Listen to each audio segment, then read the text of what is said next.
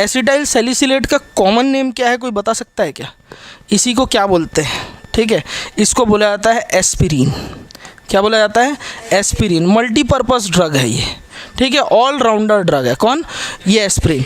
Aspirin इसलिए allrounder drug है, एक तो ये एंटी पायरेटिक होता है। क्या होता है बेटा? Anti pyretic. पायरेक्सिया मतलब होता है फीवर, और एंटी पायरेटिक ड्रग है यानी इसको दे दो तो फीवर क्या हो जाता है? सप्रेस हो जाता है। ठीक है, उसके अलावा एनाल्जेसिक है। क्या है बेटा? एनाल्जेसिक। अब सर दर्द भी है, बुखार भी है, बदन दर्द भी है ना। बुखार की दवाई एंटी पायरेटिक अलग खा रहे हैं, फिर ऊपर से सर दर्द के लिए अलग दवाई ले रहे हैं। ठीक है, तो ऐसा नहीं है। एस्पिरिन ड्रग जो होता है एंटी पायरेटिक भी होता है, सर दर्द बदन दर्द के लिए यानी कि दर्द को भी कम कर देता है, यानी एनाल्जेसिक होता है। इसके अलावा एंटी ब्लड कोएगुलेटरी है। क्या होता है? एंटी ब्लड कोएगुलेटरी या एंटी कोएगुलेटरी ड्रग है ये। ठीक है, अब क्या होता है ना, अब पेशेंट ना कार्डियक पेशेंट है, हार्ट अटैक आया। हार्ट अटैक क्यों आया?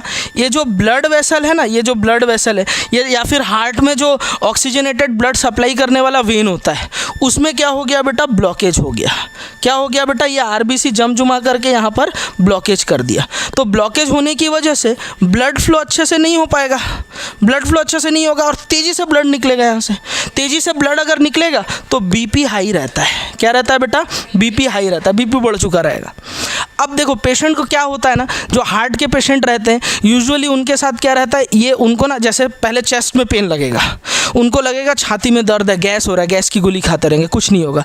अगर चेस्ट पेन के साथ ये शोल्डर वाले पोर्शन में खिंचाव हो रहा है तो ज़रूर पेशेंट को हार्ट का प्रॉब्लम है। फिर उसको तुरंत क्या करना चाहिए? ईसीजी। कार्डियोलॉजिस्ट देखेगा ईसीजी सही नहीं आया, फिर क्या बोलेगा? नहीं ईसीजी सही नहीं है, टीएमटी करो, ट्रेडमिल टेस्ट। ट्रेडमिल टेस्ट के बाद इको करके देखेगा, मज़ा नहीं आ रहा है, बोलेगा क्या करना पड़ेगा? एंजियोग्राफी करना पड़ेगा। एंजियोग्राफी किए तो पता चला हार्ट में तो 98% ब्लॉकेज है। हार्ट में क्या है? 98% ब्लॉकेज है, यानी 98% ब्लॉकेज है और अचानक पेशेंट सीढ़ी चढ़ रहा है, हांफने लग गया, धुंधला दिखने लग गया, पसीना पसीना हो गया। क्यों? क्योंकि हार्ट जो काम कर रहा है उसको प्रॉपर ऑक्सीजन नहीं मिल रहा है, और हार्ट अगर प्रॉपर काम नहीं करेगा तो ब्लड सप्लाई ब्रेन तक अच्छे से नहीं होगी, चक्कर लगेगा, सेंस चला जाएगा। थोड़ी देर बाद हो सकता है ये हार्ट अटैक 3-4 बार हो जाए तो कार्डियक अरेस्ट हो जाए परमानेंट, सीधा आदमी महादेव के पास पहुंच जाए। तो उस कंडीशन में क्या होता है, और ये मोस्ट कॉमन बीमारी है आज के डेट में, डायबिटीज़, हार्ट डिजीज़, ये most common disease. Blood pressure, BP high होना, लो होना मोस्ट कॉमन डिजीज़ है इंडिया में, सबसे कॉमन। हाइपरटेंशन, किसी को भी हो गया, ब्रेकअप हो गया, हाइपरटेंशन हो, समझ रहे हो बात को? मोस्ट कॉमन डिजीज़ है यहाँ पे इंडिया में, ये चीज़ समझ में आ रही बात? अब देखो ब्लड प्रेशर बढ़ा हुआ है, ब्लड प्रेशर बढ़ा हुआ है, हार्ट में ये आर्टरी भी, पूरे जो ब्लड सप्लाई वाली आर्टरी है जो, या वेन है जो, वेन होता है एक्चुअली, है ना, मैं भूल रहा हूँ, फिर भी आप बायोलॉजी वाले ज़्यादा अच्छे समझ पाएंगे। तो हार्ट में वो पूरा वेन जो है ब्लॉकेज हुआ पड़ा है, हार्ट में ब्लड सप्लाई नहीं हो पा रहा है। अब डॉक्टर पास गए, एंजियोप्लास्टी करना है, तो देखो यहाँ क्योंकि यहाँ पर ब्लड वेसल्स जम गए ना, तो यहाँ पर फाइब्रोसिस भी हो गया है। ये जो आर्टरी जो है ना, इसमें फाइबर्स जम गए, हार्ड भी हो, एकदम हार्ड हो गया, बहुत हार्ड हो गया। अब ज़बरदस्ती यहाँ से ब्लड सप्लाई करूँगा तो यहाँ पर ये चीज़ रप्चर होने का खतरा है, या फिर मैं क्या करता हूँ, बोलते हैं एंजियोग्राफी करना पड़ेगा।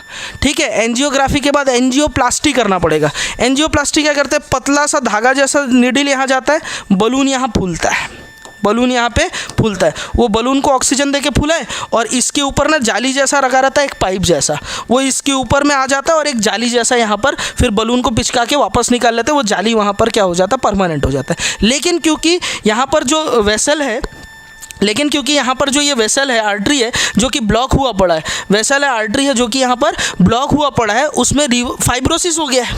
फाइब्रोसिस होने की वजह से क्या हो गया है, हार्ड हो गया है। अब मैं ज़बरदस्ती यहाँ बलून फुलाऊंगा, हो सकता है आर्टरी फट जाए, यहाँ से आरबीसी वगैरह लीकेज मार दे पाइपलाइन की तरह। समझ में आ रही बात? पेशेंट तो अंदर ही अंदर मर जाएगा। समझ में आ रहा है ना? तो डॉक्टर उसको क्या करता है, पहले बोलता है एडमिट करेंगे। 3 दिन तक एस्प्रिन की दवाई चल रही होती है, 3-4 इंजेक्शन रहते हैं, उसमें एस्प्रिन चल रहा होता है। डॉक्टर का आधा ज़्यादा काम ये एस्प्रिन कर देता है। क्यों? एस्प्रिन क्या है, एंटी ब्लड कोएगुलेटरी है, इस वजह से यहाँ की जो क्लॉटिंग है वो घोल देता है। लगभग 70-80% ब्लॉकेज इसी में खुल जाता है। उसके बाद फिर वो क्या कर, अच्छा ये जो फाइब्रोसिस हुआ पड़ा वो भी थोड़ा सॉफ्ट हो जाता है, क्योंकि ये एंटीकोएगुलेटरी के साथ साथ वैसोडाइलेटर भी है। क्या है बेटा? वैसोडाइलेटर है। बोलो बात क्लियर है क्या? ठीक, तो वैसोडाइलेटर है तो ये ब्लड वेसल को डायलेट कर देगा इस वजह से, और ऊपर से ये ब्लड क्लॉट को घोल दिया, जिस वजह से ब्लड सप्लाई नॉर्मल हो जाएगी और बीपी जो बढ़ रहा था उसको क्या कर देगा? डाउन कर देगा। उसको क्या कर देगा? डाउन कर देगा। बोलो बात समझ में आ रहा है? इस प्रोसेस को बलून लगा के फिर वो स्टेंट लगा देते हैं, है ना। आज से लगभग 10 साल पहले जो है, जब मतलब इमरजेंसी इतनी होती थी ना, मतलब गरीब आदमी जो है ना वो हार्ट का इलाज ही नहीं कर सकता था। अब एम्स में जाके लाइन लगाए रहो या तो ये कर लो। ये जो स्टेंट है, एक 2 स्टेंट लग देते थे। डॉक्टर बोलता था कौन सा स्टेंट आपको लगाना है, 50,000 वाला या 1.5 लाख वाला? पेशेंट बोलेगा कि कौन सा? सर 50,000 1.5 लाख में क्या फ़र्क है? नहीं, ये अच्छा है लेकिन ये और अच्छा ज़्यादा दिन चलता है। तो पेशेंट को लगेगा यार ये तो गाड़ी का कोई पार्ट है, बैटरी टाइप का, ये वैलिडिटी खत्म हो गया, मेरा हार्ट बंद हो जाएगा। ठीक है, आदमी खेत घर बार बेच बाच के घर, क्योंकि पेशेंट तो उस समय अंदर हॉस्पिटल में रहता है, उसके घर वाले ही सब भागदौड़ कर रहे होते हैं ना। वो घर वाले बोलते हैं आपको जितना पैसा लगे घर बार बेच करके स्टैंड के लिए 1.5 लाख वाला लगवाने के लिए पैसा लेके आते हैं। इस सरकार का मैं शुक्रिया अदा करता हूँ, मोदी सरकार आने के बाद स्टैंड का रेट फिक्स कर दिया। एक बजट आने पहले बजट में उन्होंने क्या कर दिया बेटा? इसका रेट फिक्स कर दिया स्टैंड का, कि इतना ही लगेगा, चाहे आप ये कराओ वो कराओ। ये कुछ भी नहीं था, दोनों सेम ही थे। हॉस्पिटल वालों का कमाने का तरीका हुआ था, तो प्राइवेट हॉस्पिटल में ये चीज़ नकेल कसा गया और बोला गया स्टैंड का रेट फिक्स है, हर आदमी को यही रेट पे करना होगा। ठीक है, और उसके बाद तो बहुत सारी योजनाएं गवर्नमेंट की आई, उससे ये एक फ़ायदा भी हुआ। एक बहुत अच्छी बात है जो आप लोग को जानना जरूरी है। आप मेडिकल के स्टूडेंट हैं, आप डॉक्टर बनने जा रहे हैं, ये सब चीज़ें आपको पता होनी चाहिए। फिलहाल डॉक्टर का काम किसने आसान कर दिया? एस्प्रिन ड्रग ने। ठीक है, इसने क्या क्या किया? एक तो एंटीपायरेटिक है, बुखार उतार दिया। ऊपर से एनाल्जेसिक है, पेन किलर का काम कर गया। ठीक है, ऊपर से एंटी ब्लड कोएगुलेटरी, ब्लड कोएगुलेशन को घोल दिया, साथ ही साथ वैसोडाइलेटर। इसलिए देखना जो हार्ट पेशेंट होते हैं जिनका एंजियोप्लास्टी हुआ, एंजियोग्राफी हुआ, बाईपास सर्जरी हुआ, उन लोग एक एस्प्रिन ड्रग हर दिन खाना रहता है। एस्प्रिन ड्रग हर दिन खाना रहता है। एस्प्रिन ड्रग से खून पतला हो जाता है। खून क्या हो जाता है? पतला हो जाता है। इस वजह से ब्लड फ्लो बॉडी में प्रॉपर होता रहता है। लेकिन एक चीज़ ये भी बोलते हैं, हार्ट पेशेंट जो है, आप गाड़ी नहीं चलाओगे, आप शेविंग करोगे तो ध्यान रखोगे, ये डॉक्टर बोलता है। आदमी सामने वाला सुनता है ये ऐसा बोल क्यों रहा है, पागल है क्या? मैं गाड़ी चलाऊंगा उसमें मेरा क्या, मेरा तो हार्ट ठीक हो गया है, गाड़ी चलाऊं तो क्या हो जाएगा? ठीक है, या शेविंग क्यों नहीं, शेविंग करूंगा तो क्यों ध्यान रख के करूं? इसलिए है क्योंकि एस्प्रिन ड्रग लेने की वजह से ब्लड हो गया पतला।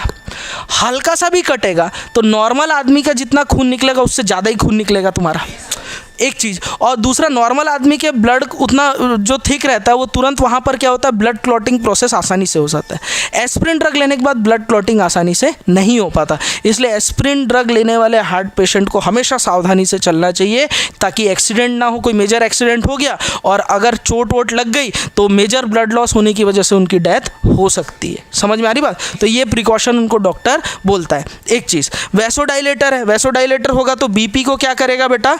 लो करने का काम करेगा। बोलो बात क्लियर है? और ऊपर से एंटी हिस्टामिक भी है। क्या है बेटा? एंटी हिस्टामिक। अच्छा, हिस्टामाइन का सिक्रेशन बॉडी में कब होता है? एलर्जी के कंडीशन में। ठीक है, खुजली हो रहा है, पैचेस आ गए, कुछ हो रहा है, एलर्जी हो गया किसी तरीका, एस्प्रिन थोड़ा सा खिला दो उसको। बोलो बात क्लियर है? एंटी हिस्टामिक ड्रग है, एलर्जी को सप्रेस कर देगा। तो एस्प्रिन मल्टीपर्पज़ ड्रग है, लेकिन एस्प्रिन को आसानी से पेशेंट को दिया भी नहीं जा सकता। डॉक्टर के प्रिस्क्रिप्शन में दिया है। आपको बुखार होता है, आप एस्प्रिन नहीं खाते हो, क्रोसिन, पैरासीटामोल, सूमो, नीमोस्लाइड, यही सब खाते हो। वैसे नीमोस्लाइड यूएस में बैन है, इंडिया में चलता है, क्योंकि यहाँ भ्रष्टाचार ही शिष्टाचार है। और नीमोस्लाइड बच्चों को दिया जाता है। यहाँ का बच्चा मिट्टी खा के भी जिंदा रह लेता है।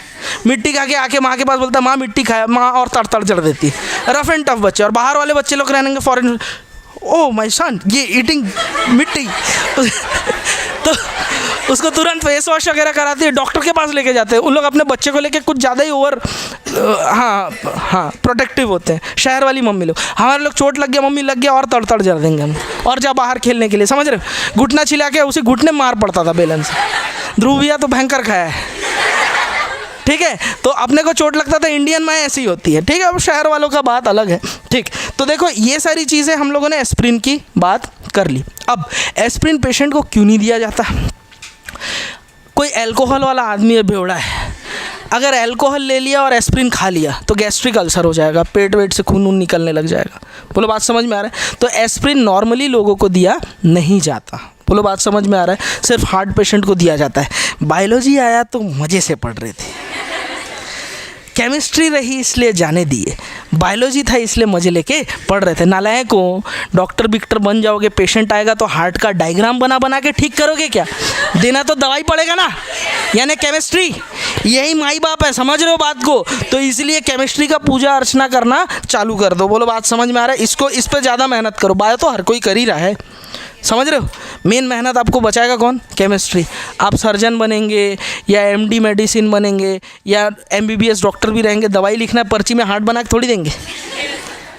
दवाई का नाम लिखना है ना, उसका केमिकल कॉम्पोजिशन और मैकेनिज्म जानना है ना, ठीक है? उधर जाओगे जब आप ना, मेडिसिन जब पढ़ रहे होंगे ना, मेरे को भयंकर याद करोगे तुम। बोलो बात क्लियर है? आज का लेक्चर समझ में आया? ज़्यादा पढ़ाया नहीं लेकिन मज़ा ज़्यादा दिलाया हूँ आज, ठीक? इन्जॉय करो। चलो अब यार मेडिकल के स्टूडेंट है, इतना तो अपना हक बनता है ना, ठीक? चलो आगे बढ़ते हैं, आराम से लिखो, कोई दिक्कत नहीं। समझ आया सभी को?